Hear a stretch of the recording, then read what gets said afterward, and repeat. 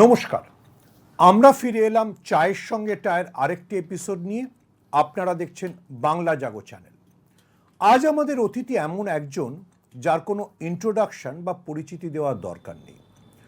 হরনাথ চক্রবর্তী চলচ্চিত্র পরিচালক, কিন্তু আরও অনেক বিষয়ের সঙ্গে হরদা যুক্ত। হরদা নমস্কার। হরদা, একটা জিনিস বলুন, যেহেতু আমরা একটা নির্বাচনের সামনে দাঁড়িয়ে আছি, আপনি প্রথম একটা সাহস করে সিনেমা বানিয়েছিলেন, যে সিনেমাটায় জমি আন্দোলন এবং একজন নারী চরিত্রকে দেখা গেছিল। এটা কী ভেবে আপনি তৈরি করলেন? এবং এমন একটা সময় যখন মানে আলিমুদ্দিন স্ট্রিটের হুমকি বা এর সামনে কেউ এটা করতেই সাহস পেত না। আমি দুটো ছবি করেছিলাম। তুমি যেটা বলছো তুলকালাম, এটা কিন্তু আমরা প্ল্যান করে ছবিটা তৈরি করেছিলাম। সিঙ্গুর তখন কিন্তু নন্দীগ্রাম শুরু হয়নি, সিঙ্গুর চলছে। সিঙ্গুর আন্দোলনের উপর আমাকে ছবি করব। আমি মিঠুনদাকে ফোন করে আমি গেলাম বোম্বেতে। সকালে গিয়ে রাত্রে ফিরলাম, মিঠুনের সঙ্গে আলোচনা হলো, বলো কর। তো আমরা রচনার চরিত্রটা আমরা রূপ দিয়েছিলাম দিদির, মমতাদির রূপটা রচনার মধ্যে আমরা রেখেছিলাম। মানে রূপ মানে কি, ওই মানে চিন্তা ভাবনাটা ছিল। কিন্তু সে সময়তে খুব ভাবেনি যে মমতা বন্দ্যোপাধ্যায় জমি আন্দোলনে সফল হবেন, ক্ষমতায় আসবেন। আপনি সাহসটা নিলেন কি করে? সাহসটা আমার আগে একটা ছবি করেছিলাম, সেটা আরও ডেঞ্জার টাইপ। ওই সময় তো একটা তো হাওয়া উঠছিল, সিঙ্গুর আন্দোলন। তারপরে ছবিটা যখন আমার শেষের দিকে, তখন নন্দীগ্রাম শুরু হলো। তখন আমি কিছু অ্যাড করলাম নন্দীগ্রাম নিয়ে, মানে ছবির মধ্যে। তার আগে আমি করেছিলাম প্রতিবাদ বলে একটা ছবি, আমার মনে আছে। সেটা কিন্তু একদম মমতাদির নকল করে দিয়েছিলাম আমি লাবণীকে। কস্টিউম, কথা বলা, ফোন ধরা, এবং সেটা 2001-এ ছবি করেছিলাম। তখন মমতাদি হচ্ছে আমাদের রেলমন্ত্রী। এবং ছবিটা যখন আমার ফাইনাল আমি মিক্স করতে গেছি ম্যাড্রাসে, ফাইনাল ক্লাইম্যাক্স যখন হচ্ছে, হঠাৎ খবর পেলাম দিদি ছেড়ে দিয়েছে ওই হাওলা কেলেঙ্কারি নিয়ে। সেই সময় আমার আরও বেশি টেনশন ছিল যে এরা আমার উপর টর্চার করতে পারে, বা সিনেমা রিলিজ করাতে পারে। অনেক যে করতে দেয়নি তো, করতে দেয়নি, হলদিয়া করতে দেয়নি, লক্ষণ সেট, বালিচকে করতে দেয়নি। কেন বালিচকের ওই যে মুসলিম ক্যারেক্টারটাকে করেছে রঞ্জিত দা। আচ্ছা, ফলে বালিচকেই করতে, বালিচকে ছবিটা রিলিজ, ক্যান নিয়ে গেছে, ক্যান ফেরত এসছে। বলছে ওরা একদম চালিয়েছে, হল জ্বালিয়ে দেবো, হল জ্বালিয়ে দেবো, থ্রেট করেছিল। সিপিএম এর এরকম হুমকির মুখে ছিল, কিন্তু ওরা খুব ইন্টেলিজেন্ট ছিল। ওরা আটকে দিয়েছিল ওদের, যার না এটা করো না, করলে কিন্তু এটা খারাপ হবে। আর আমরা কি করেছিলাম, ওটাও প্ল্যান করে, ছবি রিলিজের 1 মাস পর ইলেকশন ছিল। আর আমার ডায়ালগ ছিল, লাবণী দেবেশদাকে বলছে, দেবেশদাকে আমরা বুদ্ধদেব বাবু রূপ দিয়েছিলাম, দেবেশ রায়চৌধুরী, যে আপনাকে যদি আমি 1 মাসের মধ্যে, 1 মাস 10 দিন ছিল, 1 মাস 10 দিন বাদ আপনাকে যদি আমি লাল বাড়িতে থেকে না নামাতে পারি, তো আমার নাম নমিতা সান্যাল নয়। এটা লাবণীর ডায়লগ ছিল। ছবিটা যখন রিলিজ হয়েছিল না, আমি কোনো ছবি রিলিজ হলে হাউসে যাই না, দেখতে পারি না, টেনশন হয়। সেখানে ওরা ফিরে এলো, শ্যামলদা ছিলেন একজন আমাদের, শ্যামল দত্ত বুকিংয়ে। হ্যাঁ, শ্যামলদা। ওরা ইন্টারভিউতে বেরিয়ে চলে এসছে, বলছে ছবিটাকে চলতে দেবে না পাবলিক। মানে একটা যারা সিপিএমের লোক, তারা তো গালাগালি দিচ্ছে আমাদের। 1 মাস 10 দিন ছবি রিলি, মানে ইলেকশন ছবিটা করেছে পুরো প্ল্যান। আর ওটা তো পুরোটাই বোঝা যাচ্ছে একদম সিপিএমকে মমতাদি। কিন্তু কী হলো, ইলেকশন হওয়ার পর মমতাদি শুধু যাদবপুরে জিতেছিল, আর জিততে পারলো না। শুধু মন্ত্রিত্ব, এই সব নানা রকম দিল্লির এই ঘটনা নিয়ে আমাদের মনটা খারাপ হলো। তখন আমি চলে গেছি দাদা ঠাকুর শুটিং করতে সাউথে। আমি বলে গেছি তাপস পাল আর শোভনদাকে, যে ভাই আমার বউ বাচ্চা রইলো, তোমার একটু সামনে। যদিও আমার চণ্ডীতলাটা তৃণমূলের বেল্ট, ছেলেরা আছে, কোনো হরদার চিন্তা নেই, আপনি যান। তুলকালামটা আমি খুব সাহস নিয়ে করেছিলাম, যে ওইটা তো আমি সাহস পেয়ে গেছিলাম। এবং ওটাও বাম্পার হিট হয়েছিল। এবং সারা পৃথিবী, মানে ভারতবর্ষ কেন, ভারতবর্ষের বাইরে থেকে আমার কাছে ইন্টারভিউ নিতে এসেছিল, মানে সব বড় বড় চ্যানেল, যে এত বড় একটা প্রতিবাদে তার উপর একটা সিনেমা তৈরি হয়েছে তুল কালাম। হ্যাঁ, কারণ জমি আন্দোলন নিয়ে তো আলোচনা, কেউ- তার মানে এটাকে আমি ধরে নিতে পারি যে অনেক দিন ধরেই আপনি মমতা বন্দ্যোপাধ্যায়ের মধ্যে সেই রাজনৈতিক সম্ভাবনা বা তিনি যে ভবিষ্যতের পশ্চিমবঙ্গের মুখ্যমন্ত্রী হয়ে উঠবেন এটা টের পাচ্ছিলেন। একটা সিক্স সেন্স আমার কাজ করতো। প্রথম কথা হচ্ছে আমার বাবা ছিলেন কংগ্রেস। আমি ছোটোবেলায় বাবাকে দেখেছি ধুতি খাদির পাঞ্জাবি পরতে, লাস্ট জীবন পর্যন্ত। একটা টুপি থাকতো, গান্ধী টুপি, মিটিংগুলো পরে, আমরা তো ছোট। তো উনি কংগ্রেস করে গেছেন সিদ্ধার্থ আমলে। তো ওই রক্তটা আমার ছিল। আমি কোনো রাজনীতির মধ্যে যাইনি, রাজনীতি করিনি। আমার বর্দা করতেন, মানে বর্দা রাজনীতি করতেন। বর্দা একটু বামফ্রন্ট ঘেরা ছিল, কেন উনি অফিসে ইউনিয়ন ফিউনিয়ন করতো। তো আমি কংগ্রেস মাইন্ডেড ছিলাম চিরকালই। হ্যাঁ। আর মমতার দিকে আমি দেখেছি আমাদের কুটঘাটে দুর্গাপুরের ষষ্ঠীর দিন আমরা শুটিং করছি, ব্রিজ ভেঙে পড়ে গেছে, উনি ছুটে আগে গেছে, যেখানে যাওয়া হচ্ছে উনি আগে যেতেন, গিয়ে ঝাঁপিয়ে পড়তো। ক্ষমতা কম ছিল কিন্তু করতো প্রচুর, চেষ্টা তো ওনার কোনোদিন প্রচুর। তো সেইগুলো দেখে তো আমাদের একটা তো ওনার প্রতি একটা আমাদের শ্রদ্ধা জন্মেছিল। তারপর মানে আমরা দেখেছি যে উনি যে পরিবেশে থাকতেন, উনি যেভাবে ওনার পোশাক আশাক সাধারণ মানুষের মতো, তো সেটা আজও মেনটেন করে। এই নয় যে উনি আগে করেছিলেন, লোক দেখিয়েছে, অনেকেই তো এখন রাজনীতিতে লোক দেখায়, তারপরে দেখা গেল পুরো ঘুরে যায়। কিন্তু উনি তো প্রথম থেকে আমি দেখে আসছি, ধরো আমি ওনাকে তো 80s থেকে দেখে আসছি আজ পর্যন্ত। আজ না আরও কাছে। আজ তো উনি আপনাকে ব্যক্তিগতভাবে খুব পছন্দ করেন, ভালোবাসেন, শ্রদ্ধা করেন। এবং আমাদের আমরা তারপরে যখন উনি আমাদের তুল কালাম রিলিজ হয়ে গেল, রিলিজ ছবি হিট, তারপর আমি তো রাস্তাঘাটে মিছিলে কখনো যাইনি। আমি আমার কাজটা আমি সিনেমা দিয়ে আমি প্রতিবাদটা করে গেছিলাম। আমি বলতাম যে আমি আমার কাজটা আমার সিনেমা দিয়ে করবো, এবং তুল কালাম দিয়ে আমি সেই সময়টা বড় দেখিয়ে দিয়েছিলাম যে মানুষের প্রতিবাদ একদম কোন জায়গায় যেতে পারে, কোন লেভেলে যেতে পারে।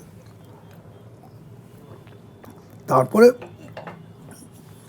দিদির সাথে ওই তপনদা মারা গেলেন, তপস্বী না, তখন দেখা হলো।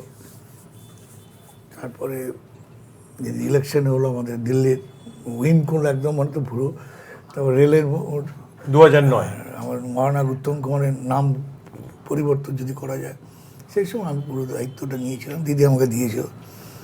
সেই সময় অনেকে যারা এখন খুব দিদির আশপাশে থাকে তারা সবাই বিরোধিতা আসতে চায় না, এই তো তৃণমূল। আমি তৃণমূল কোথায়, এটা তো রেল মন্ত্রী দিদি হয়েছে, আমাদের উত্তমবাবুকে সম্মান জানায়নি। আজকে বুদ্ধবাবু সরকার মানে মারা গেল, রবীন্দ্র সদনে নিয়ে যেতে দেয়নি।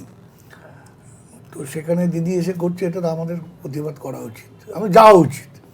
তো আমি যেহেতু আপনি মমতা বন্দ্যোপাধ্যায়ের কথা বলছেন, আমি শুনেছি মমতা বন্দ্যোপাধ্যায় আপনাদের মানে প্রসেনজিৎ এবং আপনাকে আরেকটা গুরু দায়িত্ব দিয়েছেন, এই যে বাংলা সিনেমার বা পশ্চিমবঙ্গের সিনেমার সম্প্রসারণের জন্য আপনারা অনেক ছোট ছোট হল তৈরি করছেন। হ্যাঁ, এটা একদম দিদি এই দায়িত্বটা দিয়েছে, প্রসেনজিৎ নিয়েছে, এবং আমিও প্রসেনজিৎ সাথে আমি আছি।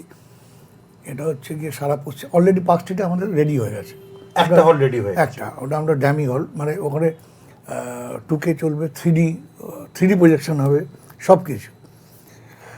তো সেটা রেডি হয়ে গেছে। আর এরপরে একটা গভর্নমেন্টের একটা প্রসিডিওর আছে, টেন্ডার প্রসিডিওর, সেটা যদি হয়ে যায় মানে সাকসেসফুলি, তাহলে আমরা প্রায় 200 সিনেমা হল আমরা তৈরি করব ইমিডিয়েট। তারপরে আবার আমরা টার্গেট হচ্ছে প্রসেনজিতের এবং অনুরাগ গুপ্তা বলে একজন আছেন বোম্বে, টার্গেট হচ্ছে 1200 সিনেমা হলের। এই সিনেমা হলগুলোতে কতজনের আসন থাকবে? 42 সিট প্রত্যেকটাই? হ্যাঁ, 42 সিট। এটাতে তো একটা স্বাধীন বাংলা সিনেমার বা ছোট সিনেমাগুলোর একদম গ্রামগঞ্জের কি হচ্ছে, যেটা আগে ছিল, যেরকম সিনেমা হল তো বন্ধ হয়ে গেছে, এটা হচ্ছে একদম পাড়ায় পাড়ায় সিনেমা, পাড়ার সিনেমা যেটা হয় না, একদম মানে আমরা ছোটবেলায় বাজারে ভিডিও বাজারে, পার্লারগুলোতে যে সিনেমা একদম ওই রকম, মানে একদম লোককে হেঁটে যাবে, কাউকে বাস ভাড়া করতে হবে না, কাউকে গাড়িতে উঠতে হবে না, এরকম জায়গায় কত টাকা টিকিট ভাড়া থাকবে এখানে? টিকিটের পয়সা কত হবে মিনিমাম মানে 50 টাকার নিচেও 50-60 টাকা, 50 টাকা। এর বেশি হবে না। আচ্ছা, হরনাথ চক্রবর্তী, মমতা বন্দ্যোপাধ্যায় ছেড়ে একটু পুরনো হরনাথ চক্রবর্তী ফেরা যাক। যে হরনাথ চক্রবর্তী শ্বশুরবাড়ি জিন্দাবাদের মতো বিরাট হিট দিয়েছিল, কিভাবে ভেবেছিলেন যে এরকম একটা কাল্ট সিনেমা বানিয়ে ফেলবেন? একেবারে প্রসেনজিৎ আমাকে একদিন ডাকলো, গিয়ে বলো, দেখ দুটো ছেলে, এরা অনেক পয়সা ইনভেস্ট করে দিয়েছে ইন্ডাস্ট্রিতে, লসে রান করছে, এদের একটা ছবি করে দিই আমরা সবাই মিলে। এটা হচ্ছে ভেঙ্কটেশ SBF, মানে এই শ্রীকান্ত মমতা, মহেন্দ্র সোনি। হ্যাঁ, এরা পিস্তত দুই ভাই। তো চলো করবো। তো বললো আমরা কেউ পয়সা নেবো না। পয়সা নেননি আপনারা? রিলিজের পর সবাইকে, আমার স্টাফ, বুম্মাদা, রঞ্জিত দা, ঋতু, সবই মানে রিলিজের পরই সব পেমেন্ট করেছি, আমরা পেয়েছিলাম। এবং সেই ছবিটাকে কম পয়সা করে দিতে হবে, 16-এ করবো আমরা, 16 মিলিমিটার। কত পয়সায় করলেন সেই আমলে? আমরা 16-এ না করে, ওটা আমার ক্যামেরাম্যান ছিল প্রভাকর সাউথের, ও বলে স্যার ও পয়সা में हम सिनेमास्कोप बना देगा। এই ফার্স্ট টাইম সিনেমাস্কোপ কলকাতায়। কত টাকা সেই সময় খরচা হয়েছিল? সেই সময় আমাদের হয়েছিল 35 লাখ। আর ব্যবসা করলো কত? প্রায় 3 কোটি, মানে 10 গুণ। তো শ্বশুরবাড়ি জিন্দাবাদ ভেঙ্কটেশ ফিল্মসকে বাংলায় প্রতিষ্ঠা করে দিল। ঘুরিয়ে দিল ওদের। তারপরে প্রতিবাদ করলাম মামাদাদির এই লাবণী সরকার, লাবণীকে, বোম্মাদা, রঞ্জিত দাদের নিয়ে। তারপরে করলাম আমরা সাথী, দাদা ঠাকুর, তারপরে করলাম সাথী। সাথী কিভাবে ভাবলেন? মানে সাথী তো আরেকটা দেখো, মাইল ফলক সিনেমা। সাথী গল্পের, এটা ছবিটা একটা সাউথের ছবি ছিল, তো ওরা আমাদের রাইটস দেয়নি। তো আমরা ছবিটা দেখে আমরা নিজেরা সেটাকে অনেক কিছু চেঞ্জ করে একটা তৈরি করলাম। এই স্ক্রিপ্ট আপনি তৈরি করলেন? না, স্ক্রিপ্ট মনতোষ চক্রবর্তী, আমারই ও দীর্ঘদিনের ও স্ক্রিপ্ট রাইটার। এবং আমরা আমাদের মতন করে বাঙালি একটা গল্প তৈরি করলাম। কাঠামোটা ওখান থেকে আমরা নিয়েছি। গান, সাথী সিনেমার যে গান পুজোতে প্রত্যেক পুজো মণ্ডপে ওই সময় বাজতে শুরু করলো, কিভাবে ওই গান বা পেলেন আপনি? ওটা একটা অন্য ইতিহাস আছে, সেটা বলছি না। তবে মুন্না বলে একটি ছেলে, মহামাডান, সাউথের, ওকে দিয়ে গানগুলো গাওয়ানো হয়। এবং SP Venkatesh first time music করে, এবং ও আমাদের প্রতিবাদ ছবি BGM করেছিল। ওটা দেখে আমার খুব ভালো লেগেছিলো যে আগে একটা BGM-এর এমন এমন কিছু পিস তৈরি করেছে, একটা সুর, মানে একটা সিনেমার সুরের মতন একটা আলাপ দিয়েছিল। আমার প্রথম আমি দেখলাম, মানে আগে ভালসারাজি করতেন, অলোকনাথ দে করতেন, আমি তখন অ্যাসিস্ট্যান্ট, ওনাদের কাজ দেখেছি। তো SPর কাজ দেখতে গিয়ে যে এটা একটা অন্য ধরনের। তারপর ওকে দিয়ে আমরা করেছিলাম এটা ব্যাকগ্রাউন্ড স্কোর এবং ব্যাকগ্রাউন্ড স্কোর পুরোটাই। আর এই মুন্নাকে খুঁজে পেলেন কেন? ওটা আমরা সিঙ্গার চেয়েছিলাম আমাদের বাঙালি, এমন একজন সিঙ্গার যে সব কটা গান গাইবে। হ্যাঁ, তাকে সেটা হয়নি আর কি। তিনি সব কটা গান গাইতে, মানে একটাকে সব গান গাইতে পারবে, কিন্তু ওই গানটা উনি পারছিলেন না, তার জন্য আমাদের চেঞ্জ করতে হয়েছিল। কিন্তু একটা ভয়েসই আমাদের লাগবে, গল্পটাই তাই ছিল। তখন আমরা ওই ছেলেটিকে পাই, এবং ও আসে, ও ফাটিয়ে গায়, অসাধারণ। এটা এখনো কাল্ট হয়ে আছে। তো শ্বশুরবাড়ি জিন্দাবাদ, সাথী, আরও বহু আপনার হিট আছে, কিন্তু আপনার নিজের পছন্দের সবচেয়ে সিনেমা কোনটা? আমার পছন্দের সিনেমা হচ্ছে গিয়ে প্রফুল্ল রায়ের একটা গল্প নিয়ে ছবি করেছিলাম 99-এ, দায় দায়িত্ব। সেটাতেও তো বোম্বাদা ছিল। ওটা বোম্বাদার আমি প্রচুর ছবি করেছি, ম্যাক্সিমাম বোম্বাদার সাথেই আমার ছবি। প্রায় 25-40টা ছবির মধ্যে বোম্বাদাই আছে, গিয়ে ধরুন 30টা ছবিতে আছে। মানে হরনাথ চক্রবর্তী এবং প্রসেনজিৎ আমাদের একটা জুটি ছিল, সিনেমাতেও সিনেমার বাইরেও। হ্যাঁ, আমরা ইশারায় কাজ করতাম। আমি একটা সিন তুলছি, কিরকম একটা ইশারার গল্প শুনবো? ধরুন একটা খুব ডিফিকাল্ট সিন, এবার কী হয়, লোকেশনে গিয়ে না লোকেশনটা চেঞ্জ হয়ে যায়। হয়তো একটা লোকেশন পেলাম, একটা লোকেশনে শুটিং করতে যেতে হচ্ছে, এবং সেই লোকেশনটা তো আমি ভেবে যাইনি, আমার ভাবনা অন্য ছিল। সেরকম জায়গায় গিয়ে এবার কী হচ্ছে, কাজটা করতে হবে, সময়ের ব্যাপার। ও বুঝতে পারতো, প্রসেনজিৎ বুঝতে পারতো, ইঙ্গিতেই বুঝতে পারতো। বলো তুই চিন্তা করিস না, তুই এভাবে ধর। ও প্রথম একটা আমাকে শর্ট বলে দিল, তুই এইভাবে ডিজাইনটা কর, ধর। এই একটা শর্ট থেকে আমি পুরোটাকে গ্রাফ তৈরি করে ফেললাম। এইরকম আমাদের আন্ডারস্ট্যান্ডিং ছিল। আমি রাত্রে তার মানে আপনি বলছেন যে প্রসেনজিৎ চট্টোপাধ্যায় বা বোম্বাদার সঙ্গে আপনার মানে বোঝাপড়াটা এতটাই গভীর যে দুজনে দুজনের চোখ দেখলে একদম আমরা বলি তাই তো। আমি যে লাস্ট বোমাদের সাথে আমি একটা কাজ করেছিলাম, বাঘবন্দি খেলা, 3টে ছবি হয়েছিল। খেলাটা আমরা করেছিলাম, খেলা মানে ছোট্ট 55 মিনিটের ছবি ছিল, ওটা 3টে ছবি করে ওটা রিলিজ করেছিল স্টার জলসায়। কিন্তু বেস্ট হয়েছিল খেলাটা। এবং আমি অন্য কথায় চলে গেলাম, আপনি যদি একটু আপনার যেটা প্রিয় ছবি সেটার কথা বলেন। দায় দায়িত্বতে ছবিটা মানে যেমন রঞ্জিত মল্লিককে লোককে চিনতে পারেনি প্রথম, তার গেট আপ, একটা পুলিশ অফিসার। প্রসেনজিৎ একজন কলেজ স্টুডেন্ট ছিল, মানে সার্ভিস করত। সৌমিত্রদা ছিলেন, ঋতু ছিল, ইন্দ্রাণী ছিল, দীপঙ্কর দে ছিল। সৌমিত্রদার চরিত্রটা ছিল যে তিনি বাংলাদেশ থেকে উদ্বাস্তু হয়ে চলে আসছেন, এখান থেকে আমার গল্প শুরু হয়। তার আজকে 65 বছরে তার জন্মদিন। তো ওটা আমার মাথায় খেলেছিল, এটাকে আমি একটা কিছু কেরামতি করবো। কি কেরামতি করলেন? প্রায় 2.5 মিনিটের আমি পুরনো মানে সিনেমার শর্ট কালেক্ট করলাম কিছু, সৌমিত্র চট্টোপাধ্যায়। হ্যাঁ, আর ফিল্ম ডিভিশন থেকে কিছু শর্ট আমি কিনলাম। যেমন দেখবেন আপনি পুরনো ডকুমেন্টারিতে দেখবেন ট্রেন ভর্তি করে প্রচুর লোক আসছে, মানে সেই খেতে দেশ, পাচ্ছে না, সেই দেশভাগের যন্ত্র, দেশভাগ, এই যে আকাল পুরো ব্যাপারটা। সেখানে সৌমিত্রদার আমি পাঞ্চ করেছিলাম যে অপুর সংসার, যখন শর্মিলা বেরিয়ে যাচ্ছে ট্রেনে, সৌমিত্রদা হেঁটে আসছে ট্রেনের পাশ দিয়ে, এই সব আপনি ওইগুলো সব পিস রেল লাইন দিয়ে হেঁটে যাচ্ছে সেই চিলেকোটা ঘরে। মানে আপনি বলছেন যে আপনি একটা সৌমিত্র চট্টোপাধ্যায়, মানে যৌবনের সৌমিত্র চট্টোপাধ্যায় থেকে 65 সৌমিত্র চট্টোপাধ্যায় একটা পুরো মন্তাজ তৈরি করলেন সৌমিত্র চট্টোপাধ্যায়ের 65 বছর বয়সে। একদম। তো এটা তো সহজ পুরো কাজ ছিল না, এবার পুরো ব্ল্যাক অ্যান্ড হোয়াইট। আর ওই পুরনো 25 বছর সৌমিত্রদা চশমা পরে হাতে ছাতা নিয়ে যাচ্ছে। এটা দেখে সৌমিত্রদা কি বলেছিলেন? এবার যখন সৌমিত্রদা ডাবিং করতে গিয়ে বলছিল, দারুণ হরনাথ, তুমি আমি বলেছিলাম যে দাদা আমি এইভাবে করছি। সৌমিত্রদার সাথে আপনি অনেক ছবি করেছেন। হ্যাঁ, আমি অ্যাসিস্ট্যান্ট হিসেবে থেকে কাজ করেছি। আর ডিরেকশন আমার সাথে উনি করেছিলেন, দায় দায়িত্ব ছিল প্রথম, তারপরে মহান বলে একটা ছবি করেছি,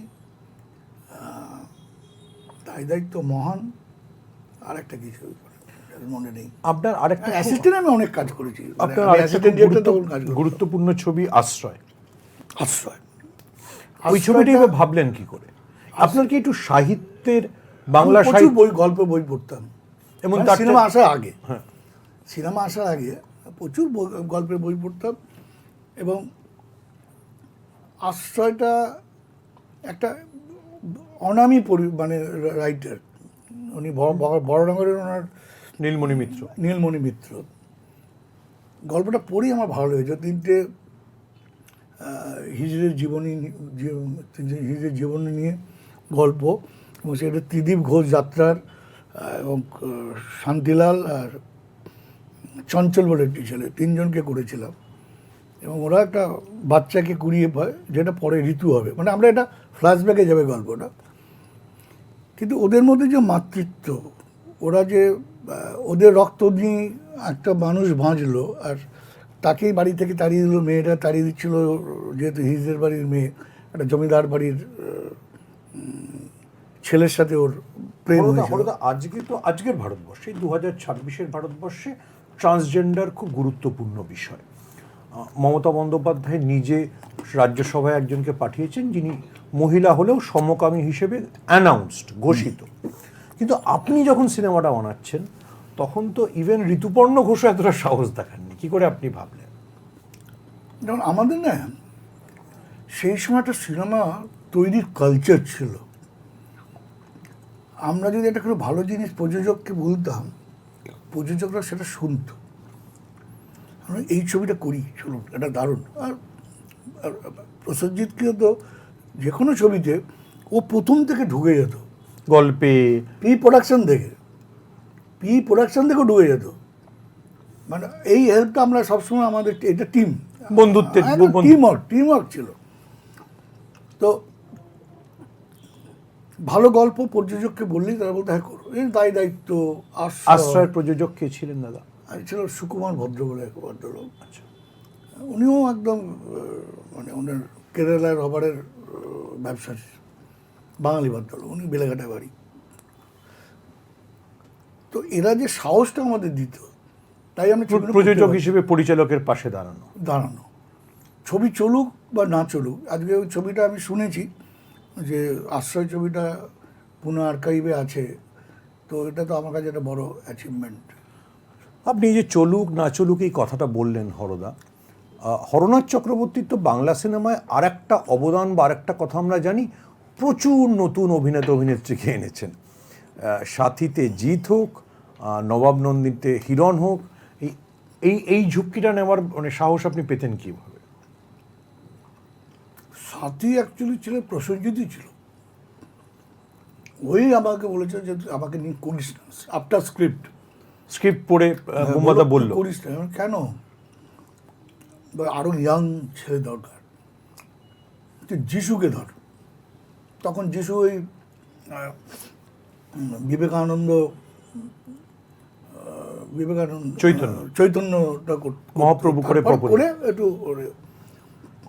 তো আমি যিশুকে খোঁজ খবর করলাম, ও ডাকলাম, ও কোনো জায়গায় শুটিংয়ে ছিল, ও আটকে গেল, আসতে পারছে না। এদিকে আমাদের শিডিউল তৈরি হয়ে গেছিল, কিন্তু বোমাদাকে নিয়ে করবো, শিডিউল তৈরি হয়ে গেছে, সব শুটিংয়ের প্ল্যান হয়ে গেছে, সব প্ল্যান রেডি। তো কী করবো? তখন ওই আমার কাছে সব যারা আসতো সব ছবি দিয়ে যেত, অ্যালবাম। আমার অ্যাসিস্ট্যান্টকে বললাম, অ্যালবাম দিয়ে দেখো কোনো ছবি টবি পাওয়া যায় কিনা দেখি। ও একটা ছবি দিল, একদম হ্যাঁ এই ছেলেটা তো প্রতিবাদ শুটিংয়ের সময় এসে দিয়ে গেছিলো আমাকে, একে ডাকো। একটা শুধু ফোন নাম্বার দেওয়া আছে, ফোন নাম্বার ওটা কালীঘাটে থাকে। এলো, ওরা বললো 20 মিনিট মধ্যে আসছে, আমি আসতে দেবো। আমি মনীষকে আমি অফিসে বসেছিলাম নিউ থিয়েটার স্টুডিও। ও আসতে, ওকে দেখে আমাদের ভালো লাগলো। তো মনীষকান্ত বললো এ কীরকম? আমি দেখো এটা না, ওর মধ্যে একটা বোম্বাই লুক আছে, আর ওরা একটা লুক সেট করি, একটা ওকে একটা ভয়েস নেই। তো ওর একটা লুক সেট করলাম আমরা। ও যেরকম দাঁড়িয়ে ছিল, দাঁড়িয়ে কাটবে না, তুমি এটা নিয়ে 2-3 দিন বাদে এটা NT1 স্টুডিওতেই করলাম, আর একটা ক্লিন শেপ করলাম।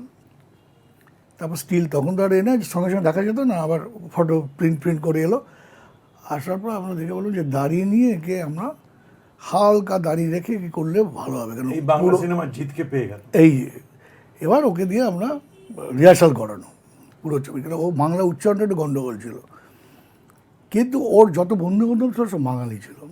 কালীঘাটের ছেলে, কালীঘাটের মন্দিরের সামনে ওদের বাড়ি ছিল। তো সেখান থেকে আর ওর ইচ্ছে ছিল, হ্যাঁ, ওর কিন্তু কাজ করার ইচ্ছে বা শেখা। সারাদিন শুটিং করেছে, করে আমি রাত্রি 11টায় বাড়ি ফিরেছি, ও আমার বুঝি বাড়ি গেছে। আমি যেহেতু নিউ থিয়েটার স্টুডিওর সামনেই আমার বাড়ি, দাদা আমি কালকে সিনটা, আমি ভাই আমি ক্লান্ত, তুইও ক্লান্ত, বাড়ি যা। এতটাই জিতের পরিশ্রম ছিল ওর মধ্যে আগ্রহ এবং পরিশ্রম, নিজে শট দেবো, নিজে ফাইট করব, এইসব ব্যাপারগুলো ছিল। শুভশ্রীকে আনলেন কিভাবে? শুভশ্রীকে আপনি প্রথম নায়িকা হিসেবে আনলেন? নায়িকা হিসেবে ওকে আমি প্রথম, ও আগে একটা প্রভাতদার ছবিতে বোনের পাঠ করেছিল।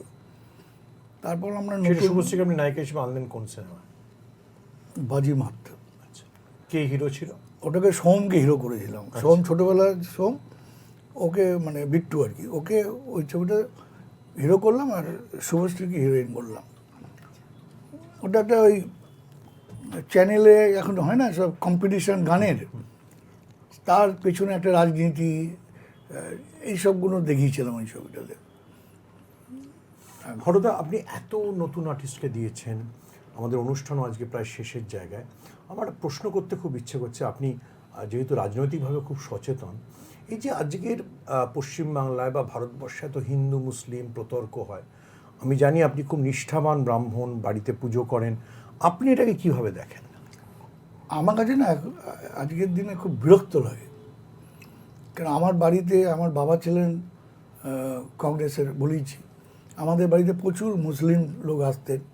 আমরা ছোটোবেলাও তাদের কোলে করে ঘুরে বেড়াতাম, মুসলিম উসমান চাচা এদের সব কোলে করে ঘুরে বেড়াতাম, দাড়িতে হাত দিতাম, আমাকে ওই তামার এক নয়া দিত, ওটা নিয়ে আমি দোকানে গিয়ে লজেস বিস্কুট খেতাম। এখনও আমার ড্রাইভার দীর্ঘদিন আমার মুসলিম ড্রাইভার। আমার কাছে না এই জাতপাতটা না খুব মানে অস্বস্তির কারণ হয়ে যায়। যে আমরা তো ফ্যামিলি, আরে হিন্দু মুসলমান এটা তো আলাদা কিছু নয়, আমরা তো একসাথে বড় হয়েছি, আমরা স্কুলে পড়েছি, সব মুসলমান বন্ধু বান্ধব, আমরা সব মানে একসাথে।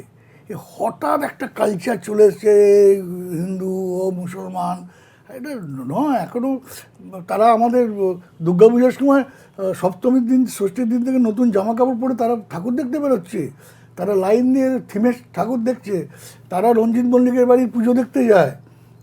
এটা কি এই কালচারটাই বলে, এটাকে ইমিডিয়েট, এটাকে আমাদের বিশেষ করে ভারতবর্ষে তো এটা ছিলই না, পশ্চিমবঙ্গে একদমই নয়। আপনি কি বিশ্বাস করেন যে বাংলা এই বিদ্বেষের, এই যে মেরুকরণের রাজনীতি বা সংস্কৃতি, আমি সংস্কৃতি বলবো, আপনি বেসিক্যালি সংস্কৃতির লোক, এটাকে প্রত্যাখ্যান করবে? 100% এসব থাকবে না। হিন্দু মুসলমান সব আমরা একই প্ল্যাটফর্মে, একই ফ্যামিলি, একই সংসার। তোমার তোমার ধর্মটা আলাদা, তোমার ধর্ম তুমি, আমার ধর্ম আমি। দেখবেন নিরাকার, ওদের হচ্ছে কি ভগবান নিরাকার, অ্যাকচুয়ালি তাই। ভগবান তো কোনো রূপ নেই, আমরা হিন্দুরা অনেক রূপ দিয়েছি, কেন আমাদের মধ্যে পাপ বোধটা বেশি আছে, তার জন্য এই ভগবান পাপ দেবে, এই করবে, যেমন বিভিন্ন ঠাকুর দেবতা হ্যান দেন। কিন্তু ওদের দেখুন একটাই, খ্রিস্টানদের একটাই যিশু, মুসলিমদের নিরাকার, কোনো না একটা বেদিতে ওরা ওরা ঠাকুরকে ডাকে, ইসলামকে ডাকে, ওটাই ধর্ম। ধর্মের মতন থাকবে। আমরা তো মানুষ। আমার যখন রক্ত নিয়ে, যখন ব্লাড ব্যাঙ্কে রক্ত দেওয়া হচ্ছে, লেখা আছে কখন হিন্দু রক্ত, মুসলিমের রক্ত, যেটা আজকে এই বিজেপি পার্টি করতে চাইছে, মানুষের মধ্যে দ্বন্দ্বে দ্বন্দ্বে ঢুকিয়ে দিতে চাইছে, তো নোংরামি করছে। অনেক ধন্যবাদ হরদা চায়ের সঙ্গেটায় আসবার জন্য। Thank you. আমরা এতক্ষণ কথা বললাম বিশিষ্ট চলচ্চিত্র পরিচালক, বুদ্ধিজীবী, সাংস্কৃতিক ব্যক্তিত্ব হরনাথ চক্রবর্তীর সঙ্গে। হরদা সেই বাংলায় বিশ্বাস করেন যে বাংলা সম্প্রীতির বাংলা, যে বাংলায় হিন্দু মুসলমানের বিভেদ নেই, যে বাংলায় তিনি একাধিক সুপারস্টারের জন্ম দিয়েছেন, আবার প্রতিবাদের সিনেমাও বানিয়েছেন। আপনারা দেখতে থাকুন বাংলা জাগো চ্যানেল। আমরা আবার ফিরে আসব চায়ের সঙ্গে টায়ের আরেকটি এপিসোড নিয়ে।